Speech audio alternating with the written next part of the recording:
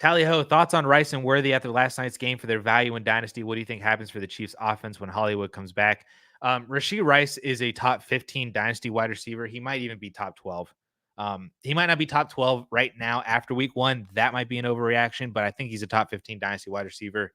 And by the end of the year, he will probably be a top 12, top 10 Dynasty wide receiver. I think Hollywood's presence is going to hurt Worthy a little bit more than he will Rice, because I think Rice is just the one. I think there's nothing that is going to inhibit Rashee Rice from not being the one in this offense. I just think that he's that dude. Worthy, I feel like we might overreact a little bit to Xavier Worthy because he scored on an end around and then he scored on like a broken 40 yard touchdown play. Like his target share was not fantastic last night. He just happened to score twice because that's just the type of player that he is, which we knew coming into this that he had that upside.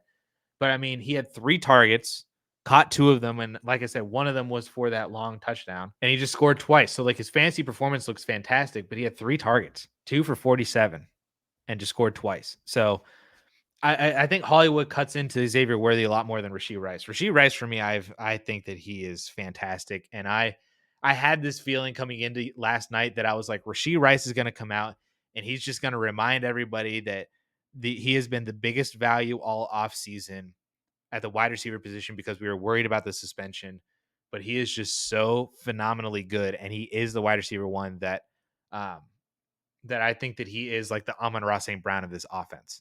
And he's going to be fantastic. So I think he's a top 15 dynasty wide receiver. And I think that he could be top 12, top 10 by the end of the year, if not even like by the end of the month.